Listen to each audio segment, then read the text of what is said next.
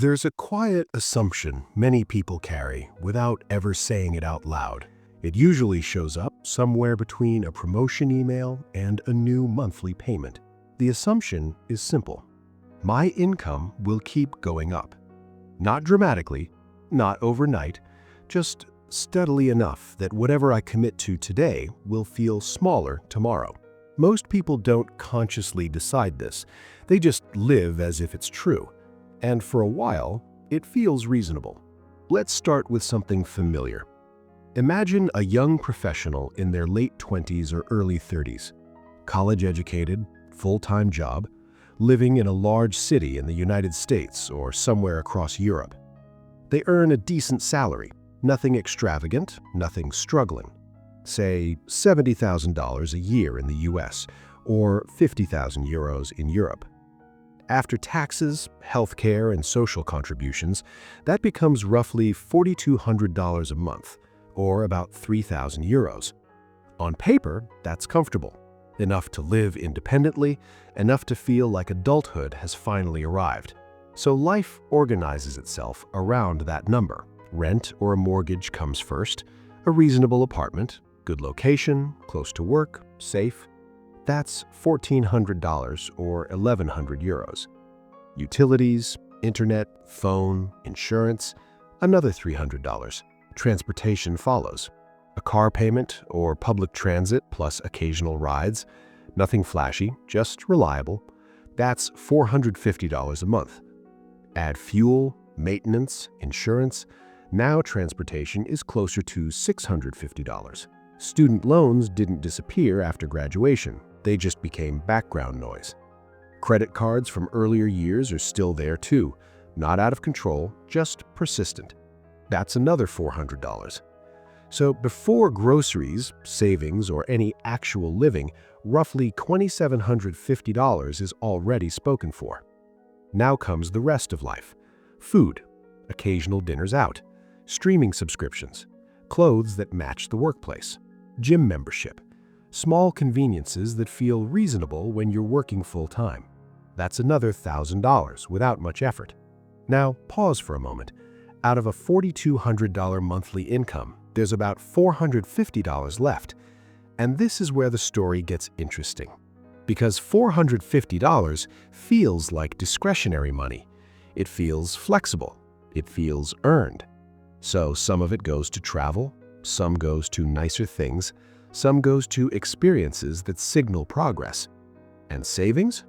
They happen when nothing unexpected shows up, but not consistently. At this point, most people feel confused. They're not reckless, they didn't make wild choices, they followed the expected path. So why does everything still feel tight? The mistake isn't obvious overspending, it's something quieter. It's living as if income growth is guaranteed. Because when people believe their future income will be higher, today's commitments feel temporary. A slightly higher rent feels fine. A car payment feels manageable. A monthly subscription feels trivial. Each decision on its own seems harmless, but together they lock in a lifestyle that assumes future earnings will absorb today's choices. Let's look at the math calmly. A $30,000 car doesn't feel like $30,000. It feels like $450 a month. A $2,000 phone doesn't feel expensive. It feels like $55 a month. A nicer apartment doesn't feel a long-term obligation. It feels like a modest upgrade. Monthly payments soften reality. They turn large, permanent costs into small, repeatable numbers. And psychologically, that matters, because humans don't experience money in totals. We experience it in comfort and routine. When income rises, what once felt like a luxury slowly becomes normal. Not flashy, not indulgent, just expected. This is lifestyle inflation, but not the version people imagine. It's not sports cars or designer brands. It's stability becoming heavier. It's fixed costs quietly expanding. Better neighborhood, safer transportation, more convenience, more commitments. None of these are mistakes, but once fixed costs rise, flexibility disappears. A $500 error when you earn $3,000 a month feels painful. A $500 obligation when you earn $4,200 feels acceptable. And that's the trap. Because income growth often comes early in a career, people assume it will continue at the same pace. Promotions, bonuses, career momentum. So decisions made today feel reversible, but most expenses are not. Rent increases rarely go backward. Car payments last years. Subscriptions renew quietly. Lifestyle expectations solidify. Careers, however, don't grow in straight lines. They pause. People get sick. Families change. Burnout happens. Companies restructure. Industries shift. Income stalls more than people expect, and when it does, the mismatch becomes visible. Not because income is low, but because obligations are fixed. This is when stress shows up. Bills don't feel heavier because you're failing. They feel heavier because they were built on an assumption that stopped being true. Zoom out 10 years. If this pattern continues, steady income, rising fixed costs, modest savings, what does life look like? Not poor, not wealthy. It looks like permanent dependence on a paycheck. Miss 2 months of income and everything shakes. Rent, loans, insurance, subscriptions. None of them pause when income does. That's not personal failure, that's design. Modern financial systems reward visible consumption more than invisible stability. Spending signals success. Saving stays silent. Now here's where the perspective shifts. Financially intelligent people don't plan their lives around future income.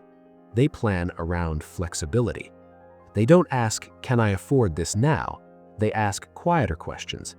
How much of my income is already committed? How easily can I reduce my expenses if something changes? How dependent is my lifestyle on uninterrupted income? They don't avoid comfort, they avoid fragility. They understand something most people miss. Wealth isn't about how much you earn, it's about how little your life demands from you each month. This doesn't require extreme frugality, it requires delayed normalization. Not upgrading everything as soon as income rises, not converting every raise into a payment, not assuming growth will cover commitments. It means leaving some income unused on purpose, not for discipline, for resilience. Because unused income is optionality. It's the space that absorbs shocks, the margin that allows change, the buffer that keeps decisions from becoming traps. When people live as if income will always grow, they don't feel reckless, they feel responsible. But responsibility without flexibility becomes exhaustion. And that's why so many people with a decent income don't feel secure. They're not lazy, they're not careless, they're just living inside an assumption they never questioned. A good income becomes dangerous only when it removes your ability to choose. Most people don't notice when that happens. They just feel tired. If this perspective helped you see your finances a little more clearly, consider subscribing for more thoughtful conversations like this.